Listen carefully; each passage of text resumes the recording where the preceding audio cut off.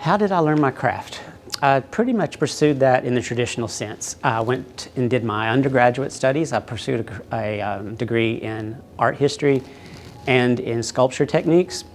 When I finished my undergrad degree, I wanted to go overseas to study specifically Florence, Italy, so I could learn marble sculpture.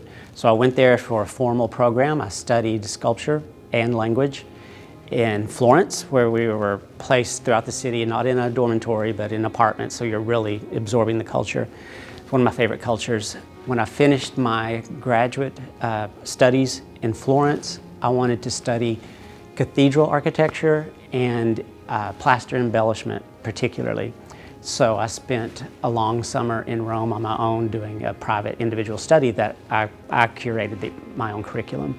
The places I find inspiration, basically just walking around on this planet provides a lot of inspiration, but specific go-tos are always art history books.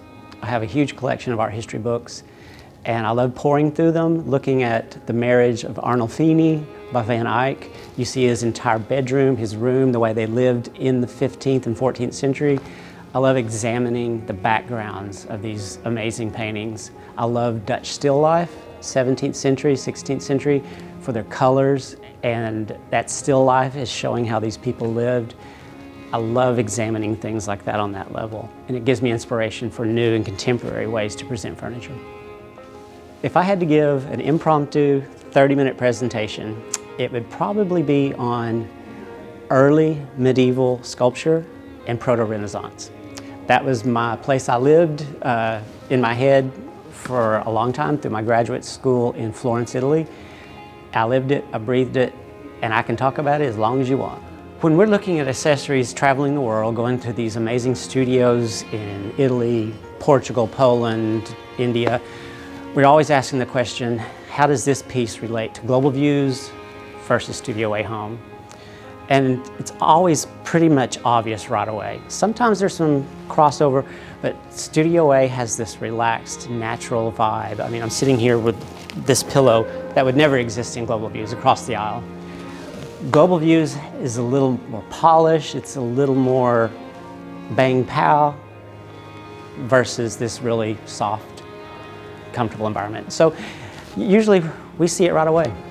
One of my favorite occurrences or things that happened to me on a sourcing trip, we were landing in Venice, Italy, and this is my favorite flight stub, Krakow to Venice. I love that.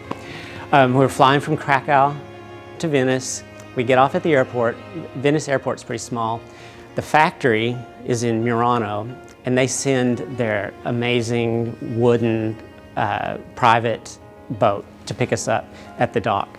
So we load into this a beautifully appointed, polished wood boat that you see in James Bond movies.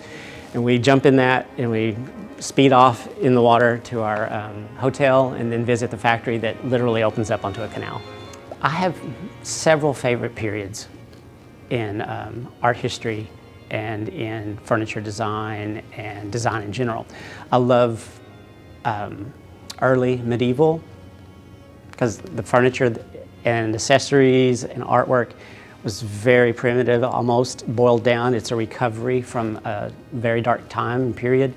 And I love Renaissance for everything that it offers. I mean, it's all over the place. And then I love, for contemporary stuff, French Art Deco. The 1920s in France and Italy, that period, 20s, 30s, 40s, it was a tumultuous time, but it also produced some amazing furniture and accessory work and architecture. Materials. This is where I live and breathe. Global Views has relationships with studios all over the world, and they work with real materials. Marbles, cast brasses, cast irons, beautiful woodworking, blown glass, ceramics made in Florence in Portugal. The material list that we have here at Global Views is all true, real fine art work. It's the real deal. And that's one of the reasons I'm here, and we get to explore it every day. Travel and development go hand in hand with Global Views and Studio A Home. We're not a pick and pull company. I call it pick and pull, where you look through a catalog or you go to a location and you see what the factory has to offer and you're like, bing, bang, boom, bomb, there's a collection. We don't do that. We curate our designs here at home. We sketch, we design, we work with our teams, and then we go. We go to India, we go to Vietnam, we go to China, we go to all of these countries and actually visit these cultures. We see what they have to offer. We work with them. There's a give and take. We fly. It's not easy. We're gone for 2 months. We travel literally all the way around the planet, but we're coming home with amazing real collections. It's not just bing, bang, boom. It's the real deal. And travel is 100% a part of that.